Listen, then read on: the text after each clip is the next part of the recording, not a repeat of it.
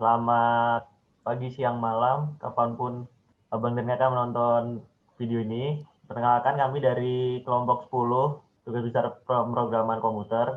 Kenalin, saya Gregory Gilang, 122 18076.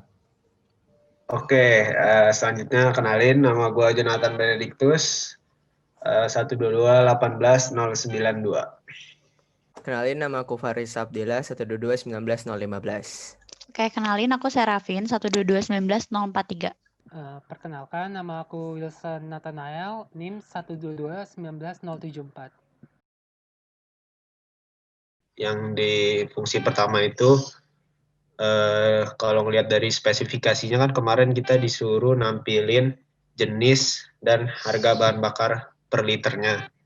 Nah, jadi buat di codingannya itu, oke, buat yang dev import fuel itu, jadi langsung aja kita URL-nya itu yang pertama itu di URL itu ada web yang emang dipakai dari servernya buat nge-get si jenis dan harga bahan bakar itu.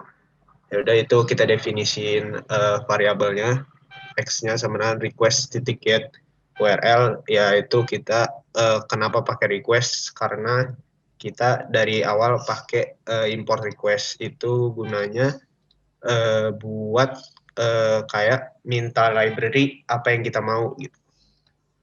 Terus ya udah pakai method get ke URL-nya. Nah, ini buat yang if x titik status underscore kode sama dengan 200 itu kemarin setelah gue searching, jadi 200 itu buat di HTTP response itu menandakan kalau link yang kita mau ambil datanya itu dia itu successful response gitu. Makanya di 200 sebenarnya rentangnya itu 200 sampai 299, tapi bebas aja ngambil ya. Nah, terus ya global full itu variabel global. Terus fuel sama dengan dictionary, ya udah itu didefinisin jadi ke dictionary. Nah, ini buat for jenis in exotic JSON-nya. Jadi ya udah dari jenisnya itu sebagai iterasi di exotic JSON-nya tadi yang kita mau kita pakai JSON. Ya udah dari fuel-nya ini kita ngambil jenis namanya dan juga jenis bahan bakarnya per liternya. Nah, ini untuk keadaan yang berhasil. Nah, buat keadaan yang nggak berhasilnya, kayak misalkan ada link yang salah ataupun kesalahan-kesalahan lainnya, dia bakal print error, terus langsung kembali ke menu. Oke, cukup.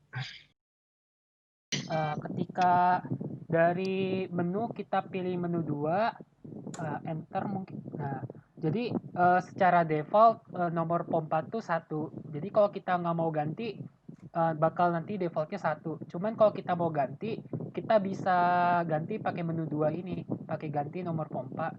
Nah, rentang nomor pompa tuh dari 1 sampai infinite. Jadi kalau misalkan nomor pompa itu negatif, Faris boleh tolong ituin -1 gitu contohnya. -1, oke. Nah, jadi kayak masukan tuh kurang valid gitu. Soalnya rentangnya tuh dari 1 sampai infinite. Boleh kembali ke menu 2 lagi aja. Ya. Nah, jadi kalau kita pilih juga angka yang sama, kayak contoh 1. Ya, 1 list. Dia juga bakal kembali ke menu utama gitu. Soalnya kalau dia menempati nomor pompa yang sama, dia nggak bakal berubah gitu, nggak ada perubahan, jadinya sama. Nah, lain ceritanya kalau angkanya berbeda, boleh kembali lagi, misalkan 3 atau 2 gitu. Nah, jadi berhasil nomor pompa diubah, jadi nomor pompa sekarang ini bakal berubah menjadi nomor 3 gitu. Untuk itu penjelasan dari inputannya. Mari ke fungsinya. Boleh lihat ke fungsi pompanya. Oke. Untuk di fungsi pompa sendiri itu kita memanggil global nomor pompa, print nomor pompa sekarang sama nomor pompa. Nomor pompa tuh udah default 1, terus abis itu inputan user masuk D sama dengan integer input nomor pompa baru. Nah, jika nilai pompanya itu sama dengan default awalnya, bakal kembali ke menu awal atau nomor pompa tidak berubah. Jika nomor pompa atau nomor pompa baru inputan yang tadi itu kurang dari sama dengan 0, maka masukan itu tidak valid dan nomor pompa tidak berubah. Jika hasil inputan dari nomor pompa baru itu lebih dari 0 dan tidak sama dengan nomor pompa defaultnya, maka nomor pompa berhasil diubah. Lalu kembali ke menu awal. Jadi di menu ketiga yaitu menampilkan informasi member, kita memilihnya dengan menekan angka 3. Terus setelah ditekan akan tertampilkan daftar list ID member yang udah terdaftar berdasarkan file eksternal yang udah dibuat sebelumnya. Terus untuk tes yang pertama, kalau misalnya ID membernya dimasukin yang tidak terdaftar, misalnya random aja, itu akan mengeluarkan output ID member yang dimasukkan tidak ditemukan atau tidak valid. Sedangkan kalau misalnya kita memasukkan ID member yang udah terdaftar, kita akan dapat melihat data dari member tersebut, dimulai dari ID member, nama, poin, serta waktu pengisian terakhir dari si membernya. Selanjutnya, ini inputan dulu deh. Aku coba jelasin fungsinya. Terus kalau misalnya dilihat dari fungsinya, setelah menginput angka 3 akan dilakukan validasi terkait ID member yang dimasukkan oleh si user dengan menggunakan regex dengan format angka sebanyak 1, 2, 3, 4, 5, 6, 7, 8 sebanyak 8 angka dan huruf 3 terakhir dari ID member itu adalah huruf, yaitu dari A sampai Z, A sampai Z, dan A sampai Z. Terus setelah setelah melakukan validasi, ID member yang telah tervalidasi tadi berdasarkan inputannya akan dilakukan loop pada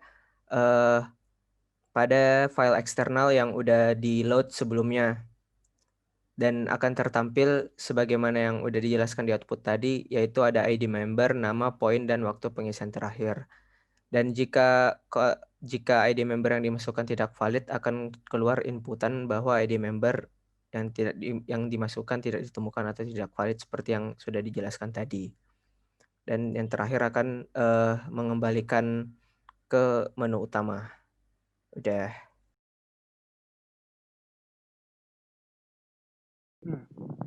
Jadi pilihan menu 4 ini pertama itu akan menampilkan bahan bakar yang tadi udah disebutin di poin menu 1.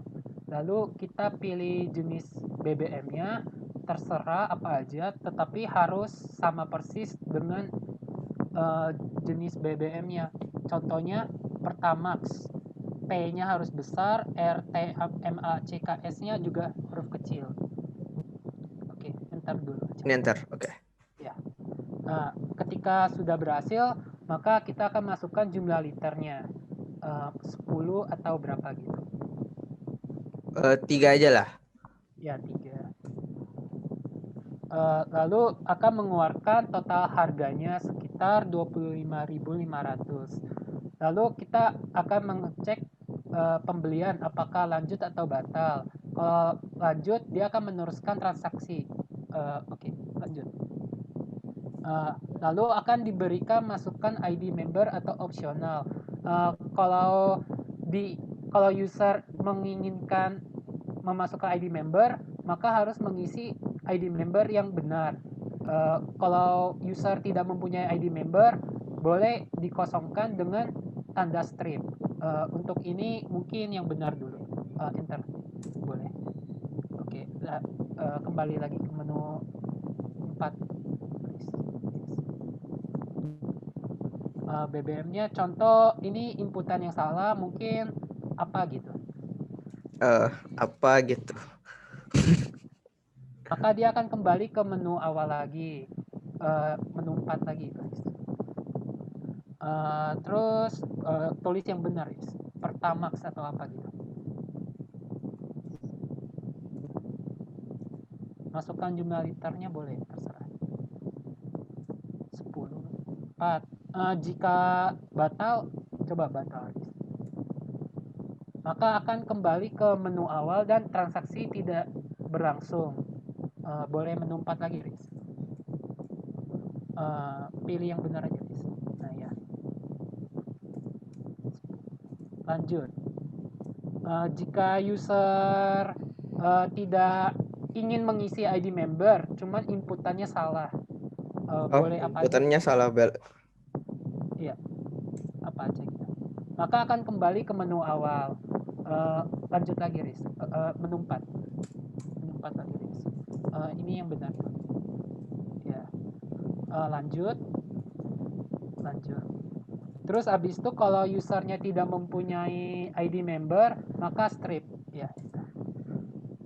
Dan transaksi akan selesai dan akan kembali ke menu awal. Lalu kita akan berlanjut ke fungsinya. Di fungsinya sendiri, jika kita user menekan menu 4, maka akan menampilkan harga BBM berserta dengan jenis BBM-nya. Dan ini tuh diambil dari yang menu 1 punya. Terus habis itu user akan mengisi inputan dari si BBM-nya itu.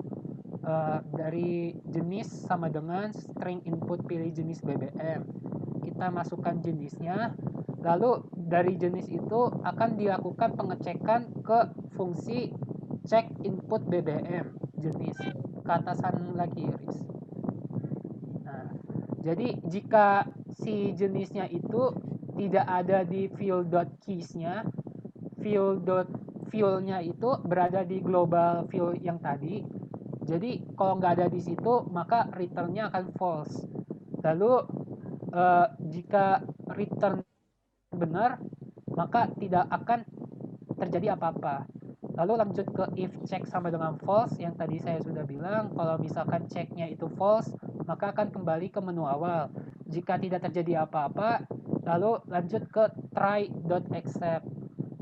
Terus habis itu global volume. Terus habis itu volumenya kita masukkan. Kalau misalkan inputan volumenya itu salah, maka akan kembali ke menu utama. Lalu lanjut ketika sudah mengisi volume, maka akan menghitung jumlah dari volumenya berserta dengan jenisnya menggunakan fungsi perhitungan harga BBM. Ketika kita sudah masukkan jenis sama volumenya, maka dihitung dan akan mengeluarkan harganya. Lalu akan ditampilkan total harga sama dengan harga yang harus dibayar. Lalu untuk mengecek apakah user ingin melanjutkan transaksi atau tidak, jadi kita pakai fungsi cek lagi, cek sama dengan string input, lanjutkan pembelian, lanjut atau batal. Jika user menginput lanjut, maka akan dicek di fungsi cek keinginan user. Jika user menulis kata-kata yang salah seperti A atau B atau C, maka akan kembali ke menu utama. Seperti yang tadi sudah dijelaskan. If check strip 1 sama dengan false. Lalu lanjut lagi ke nomor ID. Jika inputan nomor ID user benar, maka akan dicek. Setelah dicek menggunakan fungsi elif nomor ID pengisian BBM ID member, dicek. Ketika dicek sudah benar, maka akan mereturn benar. Untuk yang user tidak mempunyai ID member, maka user harus mengisi inputan strip. Lalu kalau untuk nomor ID yang tidak ada di ID member atau user menginput yang salah, maka akan kembali ke menu utama. Untuk di sintaks, jika nomor ID-nya itu berada di nomor ID, pengecekannya itu berupa yang tertera di elif nomor ID in pengisian BBM ID member. Pertama, kita ingin tahu terlebih dahulu kapan transaksi itu berlangsung menggunakan import date time, lalu kita panggil date.today, yaitu hari itu transaksinya, lalu dimasukkan ke today.string strf time dengan format day, month, and year. Lalu lanjut ke looping for in range learn list member ID member. Jika nomor ID itu sama dengan list member ID member yang ke i-nya, maka akan terjadi penambahan poin dan juga akan terjadi pemasukan waktu hari itu. Lalu lanjut ke bawah lagi, yang tadi seperti jenis BBM, harga BBM, dan nomor ID kita masukkan ke suatu variabel, gunanya tuh untuk nanti pas proses save file, dan ketika sudah berlangsung akan kembali ke menu utama. Jadi kalau pilihan menu itu kita input angka 5 karena di menu itu upload data penjualan itu ada di 5. Jadi misalkan kalau kita input 5 itu bakal keluar mengupload data penjualan. Nah, di sini tuh kita pakai di sini tuh kita bakal mengupload data pada riwayat pengisian yang belum pernah diupload ke dalam server. Dilakukan dengan cara kita memasukkan dictionary yang berisikan riwayat pengisian. Lalu nanti bakal dictionary-nya bakal sesuai dengan format yang diberikan. Namun sebelumnya bakal dilakuin validasi buat masukin datanya. Hanya bila kolom upload-nya bernilai false. Jadi di sini tuh kita nggak usah perlu input apa-apa dan akan kalau misalkan berhasil tuh bakal ada output-nya riwayat pengisian yang terupload ke server. Nah, ini buat berhasil ya, muncul grafik penjualan perhariannya. Nah, oke, sekarang codingannya, Riz. Jadi buat codingannya itu, pertama kita bakalan nge-input 6 buat ke visualisasi penjualan harian ini. Nah, ini itu ya sesuai yang di spesifikasinya ya. Dia karena minta 6. Terus ya udah tanggalnya itu sama dengan input yang tadi sesuai yang di file CSV. Terus format tanggalnya itu ya itu kayak gitu. Jadi harus day, terus selanjutnya bulan, terus selanjutnya year. Terus selanjutnya ini format tanggalnya.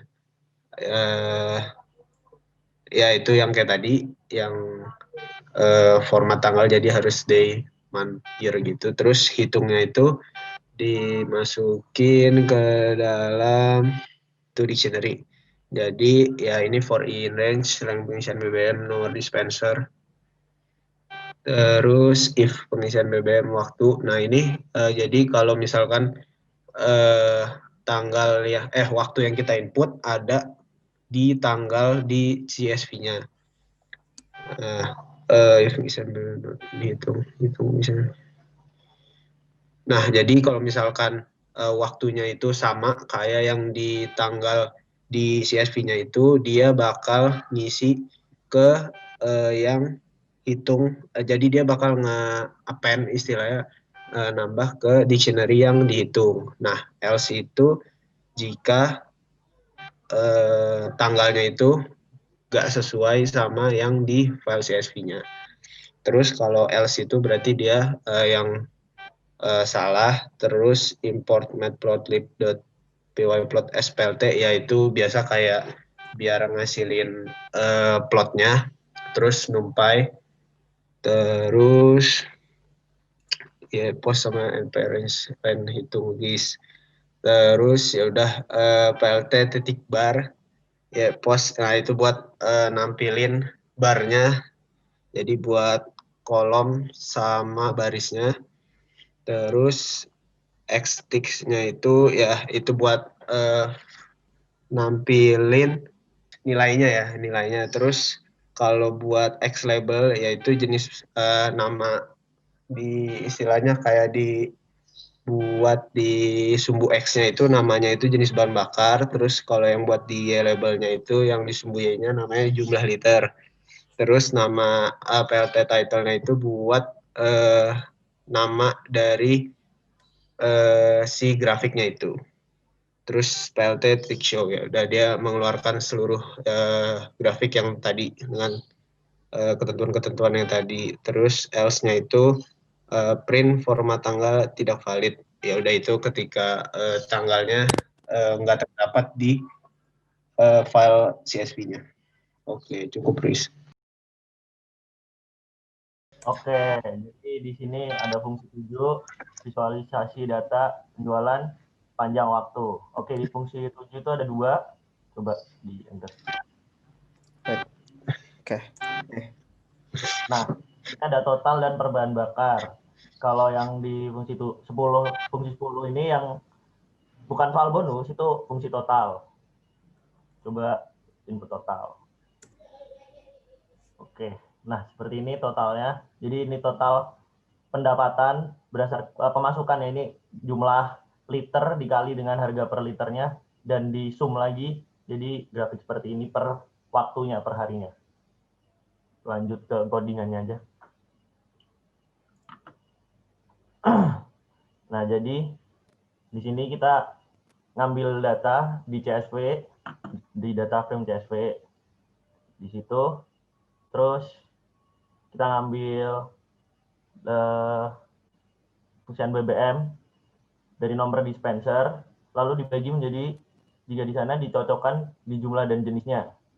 Nah, nanti untuk X-nya itu waktu dan Y-nya itu jumlah pengisian bahan bakar, di mana nanti si si jumlah ini itu dikali per jenisnya. Jadi nanti visualisasi datanya menjadi 1, yaitu udah sum dari jumlah per liternya pada hari itu, terus dimasukkan ke jumlah per liter pada jenisnya, lalu disum dan akan menjadi sumbu Y. Nah, untuk hitung urut tanggal, jadi dia ngurutin dari yang dari terkecil ke terbesar, dari tanggal pertama ke yang terakhir. Lalu untuk plotnya, kita di sini pakai plot garis, yaitu plt.plot. Begitu, di mana titelnya penjualan sepanjang waktu, terus X-nya sebagai waktu atau tanggal, dan Y labelnya sebagai pemasukan. Terus di show dan selesai. Oke, untuk yang bonus B2 ada penjualan sepanjang waktu per bahan bakar. Ya, di sini kita bakal nampilin pemasukan sama kayak yang sebelumnya, cuman di pemasukan di grafik yang ini tuh bahan bakarnya dibedakan gitu berdasarkan warna-warnanya. Jadi bisa kelihatan dalam satu hari ada bahan bakar apa aja yang dijual dan porsinya mereka itu ada berapa liter dan pemasukannya ada berapa pada saat hari itu. Jadi lebih jelas dibandingkan grafik yang sebelumnya. Kalau untuk sintaksnya, nah di sini seperti biasa ada matplot.pyplot dan numpy buat membuat data frame dan plotnya. Terus kita import datetime juga biar bisa menyesuaikan dengan format tanggal yang diminta. Terus akan dilakukan looping di data CSV yang nomor dispenser untuk mengetahui panjang dari data kita. Terus seperti grafik yang sebelumnya akan dilakukan perhitungan juga berdasarkan float yang tadi, berdasarkan pemasukan, yaitu jenis bahan bakar dikali dengan harga bahan bakar dikali dengan jumlah liternya. Dan data tersebut dimasukkan ke dictionary hitung yang udah dideklarasikan sebelumnya.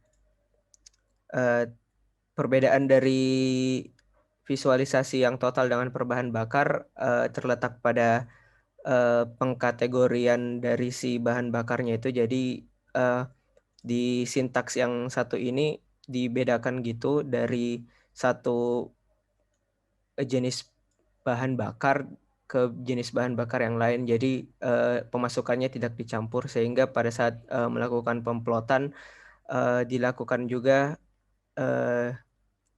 pengkategorian gitu dengan hitung.items. Terus dimasukkan data-datanya ke plot stack bar chart yang ini.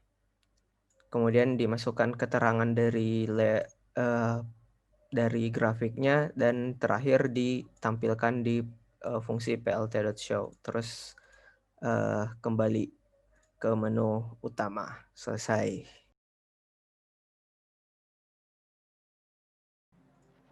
Untuk yang di fungsi kembali akan menampilkan kembali ke menu utama yes or no.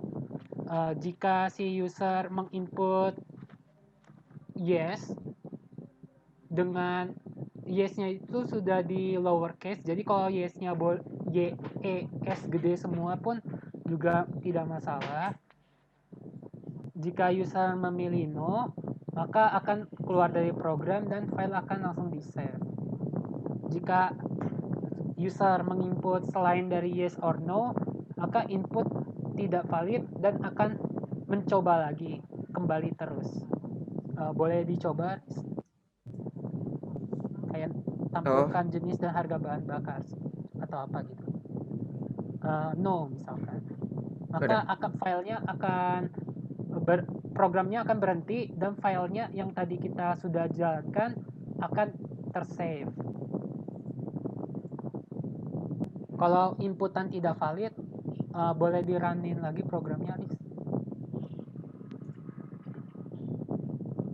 Inputan tidak valid. Contohnya mungkin apa gitu. Maka akan kembali lagi ke seperti ini dan akan menunggu sampai user menginput dengan benar. Oke. Di load file di sini pertama membaca dulu satu file eksternal, yaitu yang listmember.csv. Di fungsi load file ini kita membagi per kolomnya, seperti untuk yang bagian nama, ID member, poin, waktu isi terakhir, dan seterusnya. Dengan fungsinya seperti F sama dengan open list member CSV. Dengan CSV-nya itu filenya kita read menjadi variable CSV.strip F, lalu kita masukkan nilai dari si ID member itu ke variable ID_member. Lalu begitu juga dengan nama, poin, waktu isi terakhir. Lalu untuk yang global list member, itu tuh kayak merekap semuanya yang tadi sudah disebutkan. Jadi di dalam dijadikan ke dalam satu dictionary. Lalu lanjut lagi ke yang file riwayat pengisian BBM, sama persis, hanya saja filenya berbeda, yaitu pengisian bbm.csv. Dan global pengisian BBM juga sama, fungsinya itu untuk merekap semuanya yang tadi dijadiin satu dictionary. Untuk yang save file, pertama tuh kita open list member.csv dengan modenya itu write, lalu di variable writer-nya itu kita isi ID member, nama, poin, dan waktu isi terakhir yang tadi kita sudah input. Jadi nanti ID membernya kita dapat satu variabel yang penuh, namanya juga satu variabel yang penuh, poinnya juga, waktu isi terakhirnya juga, beserta juga dengan apa yang kita sudah jalankan di program kita, maka akan diinputkan balik ke list underscore member.csv-nya. Begitu juga dengan pengisian BBM ke dalam file eksternal, juga sama. Dengan jenisnya itu nomor dispenser, ID member, jenis, jumlah, waktu uploaded. Fungsi yang memasukkan variabel ke dalam dictionary utama, seperti yang tadi berada di fungsi menu nomor 4 yang isi bahan bakar, yang paling bawahnya tuh. Nah, yang paling bawahnya itu global jenis finale yang itu tadi akan kita masukkan ke yang input data tadi, fungsi input data. Mana fungsi input data? Ya, akan dimasukkan balik ke sana sebagai indeks baru juga. Terakhir, kami akan menjelaskan mengenai pembagian tugas kami. Untuk yang paling pertama, untuk file eksternal dibuat oleh Bang Gilang. Dengan testernya itu Faris. Untuk yang fungsi load filenya dibuat oleh Faris, dengan testernya juga Faris. Untuk save filenya dengan input data dan juga save file yang buat Faris, dengan testernya juga Faris. Menampilkan menu yang akan ditampilkan di awal program, dan setelah suatu aksi selesai dilakukan itu Serapin, dengan testernya itu Faris.